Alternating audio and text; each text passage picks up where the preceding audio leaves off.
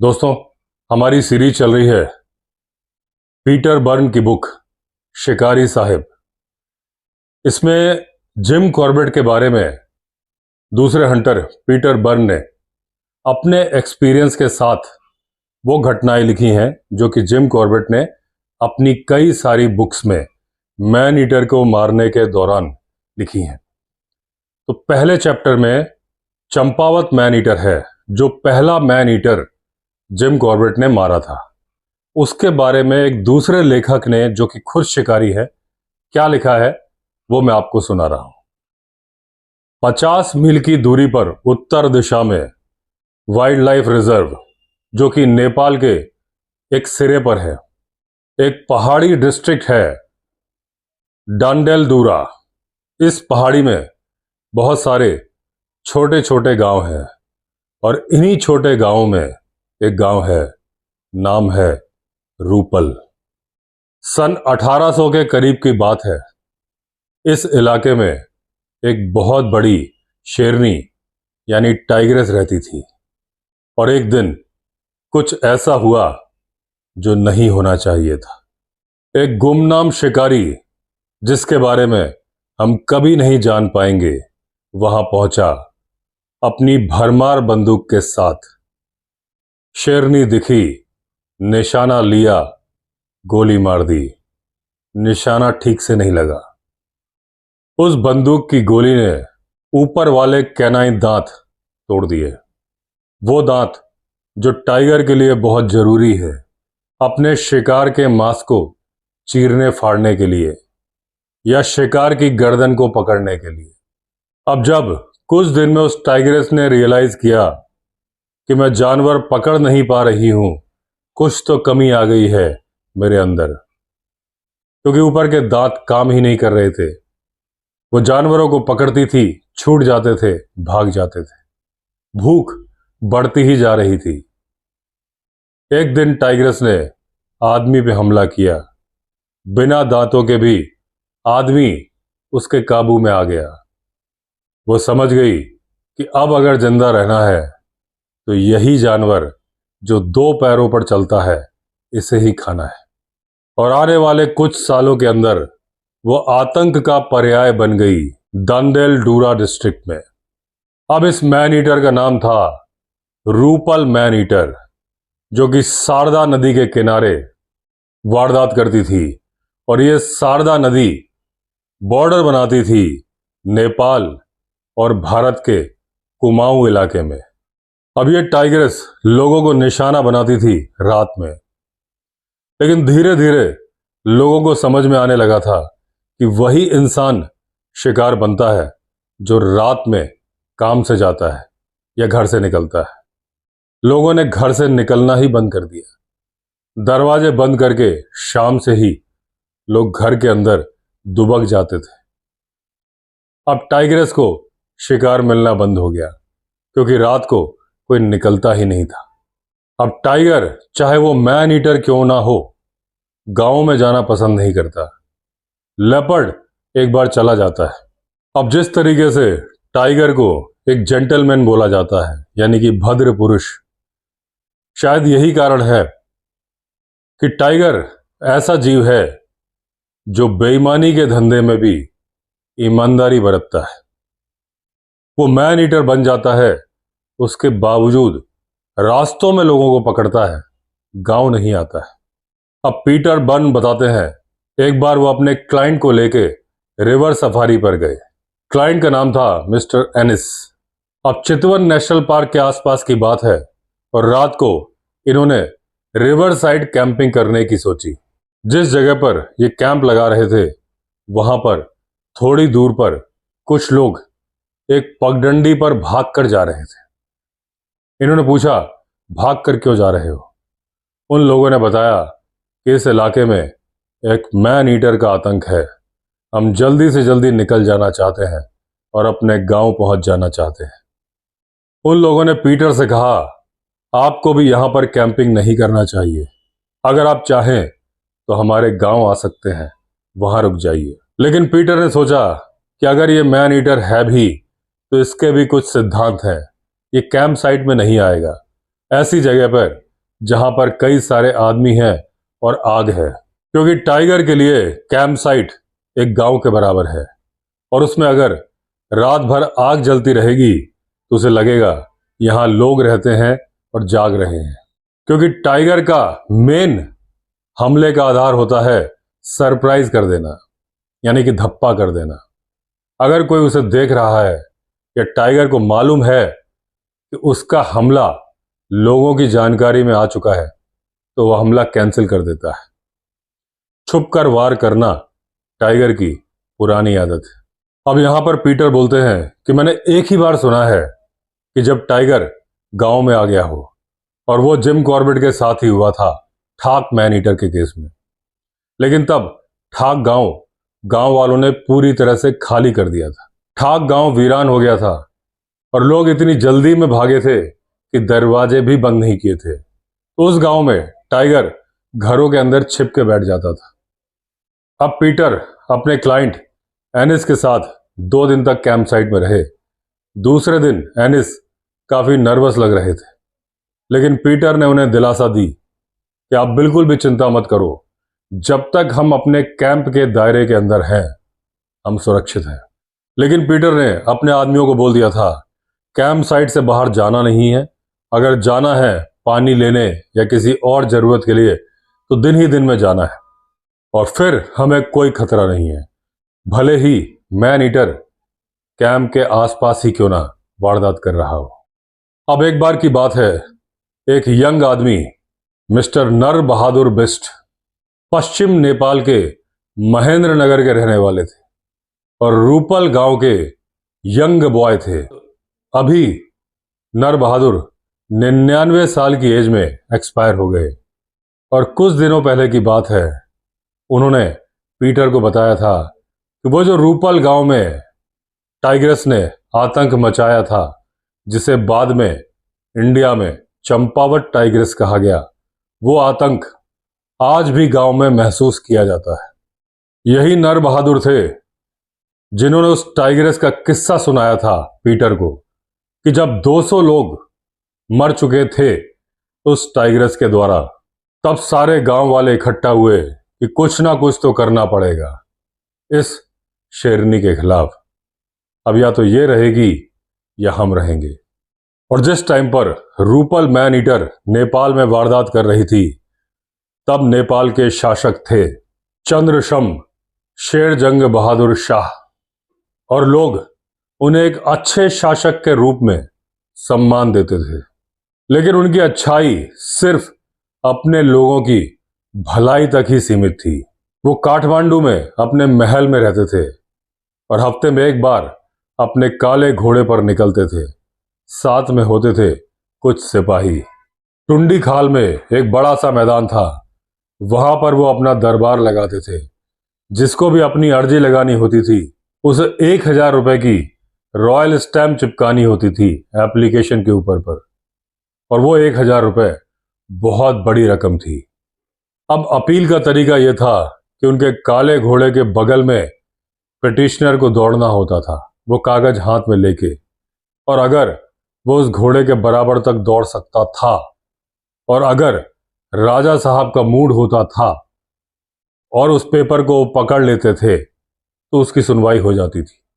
अब कई लोग जो दौड़ने में सक्षम नहीं थे वो दौड़ने वाले लोग हायर करते थे, यानी कि रनर बुलाते थे, जो कि काले घोड़े के साथ दौड़ सके और राजा साहब तक कागज पहुंचा सके।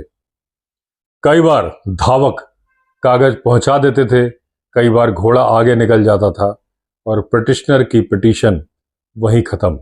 इसलिए बहुत कम लोगों की अर्जी की सुनवाई हो पाती थी। तो जब रूपल गांव के लोगों ने अपनी अपील राजा साहब तक पहुंचाने की सोची तो पीटर बोलते हैं मुझे नहीं पता कि उन्होंने क्या तरीका इख्तियार किया, लेकिन हाँ, वो अपील राजा साहब तक पहुंच गई। अब वो अपील महल में पहुंचाई गई या राजा साहब के टुंडी खाल के दरबार में, अपील तो पहुंच गई, लेकिन राजा साहब के कानों पर जू नहीं रेंगी। उन्होंने ध्यान नहीं दिया। 200 लोग मारे जा चुके थे और बहुत सारे लोग घायल थे। कईयों के चेहरे विकृत हो चुके थे, किसी का सिर फट चुका था, किसी का हाथ पैर चला गया था, जो जिंदा तो थे लेकिन उन 200 लोगों की लिस्ट में नहीं थे जो मारे गए थे। और रूपल टाइग्रेस का शिकार जरूर थे, अपने सीने में दर्द लेके घूम रहे थे टाइगर के हमले का। एक ऐसी जिंदगी जो मौत के ही बराबर थी। अब टाइगर एक ऐसा जानवर है कि अगर वो मैन ईटर नहीं भी है और अगर किसी इंसान पर हमला कर दे, हालांकि वो करता नहीं है, तो मैन ईटर के बराबर ही होता है, क्योंकि उस टाइगर के हमले में इंसान की जान तो जानी ही है और उसके दांत, उसके पंजों के चंगुल से छूटकर जिंदा वापस आना बहुत ही मुश्किल काम है। अब जब टाइगर के पंजों में बहुत सारे ग्रूव्स होते हैं और जब वो मांस खाता है या किसी दूसरे जानवर को मारता है तो उसके पंजों में मांस सड़ रहा होता है। जब वो किसी नए जानवर या इंसान को मारता है तो वो सड़ते हुए बैक्टीरिया उस जानवर के या इंसान के मांस में घुस जाते हैं और उसे सेप्टिक कर देते हैं। तो अगर कोई इंसान घायल होकर बच भी जाता है और उसे मेडिकल अटेंशन नहीं मिलती तो वो सेप्टिक से मर जाता है। तो इसलिए कहा था कि अगर एक टाइगर ने अटैक किया है तो वो फिर मैन ईटर के अटैक के बराबर ही है। इंसान पकड़ा जाए, बच जाए, उसे मरना ही है, या तो टाइगर से या सेप्टिक से। तो अगर मैन ईटर अटैक करता है तो डेथ तुरंत हो जाती है। अगर कोई दूसरा टाइगर अटैक करता है, इंसान तुरंत ना मरे तो कुछ दिन बाद मर जाता है, स्लो डेथ, सेप्टिक की वजह से। अब अगर एक टाइगर को किसी तरह की इंजरी है तो वो इंजरी उसे शिकार करने से रोकती है। कहीं ना कहीं वो अफेक्टेड होता है अपने नॉर्मल शिकार यानी कि डियर, वाइल्ड बोर, इनको मारने से। अब अगर टाइगर के दांत में चोट हो, उसके कंधे में चोट हो, उसकी पीठ में चोट हो या उसके पंजों में चोट हो, तो वो जो टाइगर प्लानिंग के साथ अटैक करता है, ये चोट उसमें रुकावट डालती है। अब ये इंजरी उस जानवर के एक्शन में डिले पैदा कर देती है और वो डिले एक जानवर जिसका कि शिकार किया जाना है उसे बचने का उपाय करने में मदद कर देती है। और वो जानवर जिसका शिकार किया जा रहा है मरता क्या ना करता, पलटवार जरूर करता है। और अभी तक जितने लोग टाइगर के हमले में बचे हैं यानी कि इंसान, ज्यादातर उन टाइगरों से बचे हैं जो टाइगर घायल थे, यानी कि उन्हें किसी ना किसी तरह की इंजरी थी। अब ऐसे कई सर्वाइवर से जिम कॉर्बेट ने बात करी है और ऐसे कई सर्वाइवर से पीटर बोलते हैं, उन्होंने भी बात करी है भारत में और नेपाल में। अब जो लोग रूपल मैन ईटर के विक्टिम थे, मरे नहीं थे, घायल होकर छूट गए थे, उन्होंने एक आंदोलन खड़ा किया जिसमें अग्रिम पंक्ति में वही लोग थे और भी लोगों को इकट्ठा किया कि इस मैन ईटर को मारा जाना चाहिए, जिसका कि नाम था रूपल मैन ईटर। अब रूपल गांव में एक मीटिंग ऑर्गेनाइज की गई इस मैन ईटर टाइग्रेस के बारे में। अब दुनिया भर के विचार रखे गए, लेकिन बाद में जो कंक्लूजन या सॉल्यूशन आया वो ये था कि बहुत सारे आदमी इकट्ठा किए जाएं और अगर बहुत सारे आदमी इकट्ठा हो गए तो इस जानवर को हम अपने जिले से बाहर खदेड़ सकते हैं। और यह भी फैसला किया गया कि अगर बहुत सारे लोग होंगे तो हमारी भी सेफ्टी है, यानी कि जानवर पलटवार नहीं करेगा। और जब बहुत ज्यादा नंबर में लोग होंगे तो ना सिर्फ यह जानवर भाग के चला जाएगा, दोबारा लौटेगा भी नहीं, क्योंकि उसे मालूम है कि इतने सारे लोग हैं यहां पर। अब दूसरा सवाल था कि किस दिशा में इसको खदेड़ा जाए, क्योंकि जिस दिशा में भी खदेड़ेंगे वहां के लोग आपत्ति करेंगे। अब यह डिसाइड किया गया कि उत्तर दिशा की तरफ खदेड़ना ठीक नहीं रहेगा, जहां पर बैताड़ी गांव है। पूर्व दिशा में दांदुलहेरा टाउन है और वहां के लोग भी बहुत अच्छे हैं। दक्षिण दिशा में तारू है, वहां के लोग भी बहुत अच्छे हैं, जो कि आजकल का वाइट ग्रास प्लेन्स है। तब डिसाइड किया गया कि पश्चिम की दिशा ठीक रहेगी, यानी कि भारत, जहां कुमाऊं के जंगल हैं और वहां इस टाइग्रेस को शरण मिल जाएगी। और कुमाऊं की तरफ भेजना इसलिए भी उचित रहेगा, एक बार जब ये नदी को क्रॉस कर जाएगी तो नदी बैरियर का काम करेगी और ये टाइग्रेस वापस नहीं लौटेगी। हालांकि टाइगर्स बहुत अच्छे स्विमर्स हैं, लेकिन वो शारदा नदी के पानी को जबरदस्ती क्रॉस नहीं करेगी। इस बार तो इसलिए क्रॉस करेगी क्योंकि भीड़ उसे भगा रही है, लेकिन वापस वो लौटेगी नहीं क्योंकि कुमाऊं में बहुत सारे लोग हैं और उसके लिए पर्याप्त भोजन है। तो एक मैसिव बीट ऑर्गेनाइज की गई और यह आदेश पारित किया गया कि 20 किलोमीटर के दायरे में जितने भी गांव हैं, एक एक आदमी को हाजिर होना है और इस बीट को ऑर्गेनाइज करने का सिग्नल होगा उस आदमखोर का अगला शिकार। यानी जब वो किसी इंसान को मारेगी, फौरन बाद बीट ऑर्गेनाइज की जाएगी। अब जब एक टाइगर किसी शिकार को मारता है तो वो तब मारता है जब वो बहुत भूखा होता है, और कई बार छोटा शिकार तो एक बार में ही खा लेता है। लेकिन जब बड़ा शिकार होता है तो टाइगर उसे खाता है, उसके आसपास ही आराम करता है, दोबारा खाता है, फिर आराम करता है, तिबारा खाता है, फिर आराम करता है और उस शिकार से ज्यादा दूर नहीं जाता। कारण गीदड़, लकड़बग्घे, गिद्ध, इस तरह के जानवर कहीं उसका शिकार न खा ले। अब गांव वालों को मालूम था कि रूपल टाइगर को कभी मारने की कोशिश नहीं हुई है, तो ये नॉर्मल टाइगर का प्रोसीजर फॉलो करेगी, यानी कि शिकार के आसपास आराम करेगी। क्योंकि दोस्तों, जिस टाइगर को डर होता है कि उसका इंतजार किया जाएगा उसके किल पर, वो एक बार में जितना खा सकता है खाता है, फिर चला जाता है, फिर लौट के नहीं आता। बड़ी ही जल्दी रूपल टाइगर ने एक शिकार किया और उसके बाद वो टाइग्रेस वहीं आसपास आराम करने लगी अपने शिकार को गिद्धों से बचाने के लिए। अब 50 गांव के गांव वाले जमा हुए और उन सबको बुलाया गया था कुई मेथड से, जो जिम कॉर्बेट ने भी अक्सर जिक्र किया है।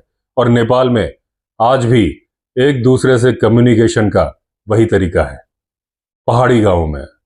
अब लोगों ने एक बीट ऑर्गेनाइज की और लोग जमा हुए यू शेप में। वो एरिया छोड़ दिया गया था जो जाता था वेस्ट की तरफ, यानी कुमाऊं की तरफ। अब गांव के मुखिया ने आवाज दी और जोरदार बीट ऑर्गेनाइज हुई। उनके हाथ में जो भी था उसे बजा रहे थे, जोर जोर से चिल्ला रहे थे, अपने कनस्तर बजा रहे थे, खुकरी बजा रहे थे, पत्थर पटक रहे थे, मुंह से आवाज निकाल रहे थे। अब जैसे ही टाइगरस ने वो आवाज सुनी, उसने भागने में ही भलाई समझी और वो शारदा रिवर की तरफ गई। हालांकि किसी ने उसे नदी क्रॉस करते नहीं देखा, लेकिन उस बीट के बाद उस इलाके में कोई भी किलिंग हुई नहीं। उससे अंदाजा लग गया कि वो कुमाऊं की तरफ चली गई। और उसके बाद नेपाल में जनजीवन सामान्य हो गया, सड़कें खुल गई, लोग वैसे ही घूमने लगे जैसे पहले घूमते थे, क्योंकि अब रूपल मैन ईटर कहीं और जा चुकी थी और अब उसका नाम भी चेंज होने वाला था। अब रूपल मैन ईटर बनने वाली थी चंपावत मैन ईटर।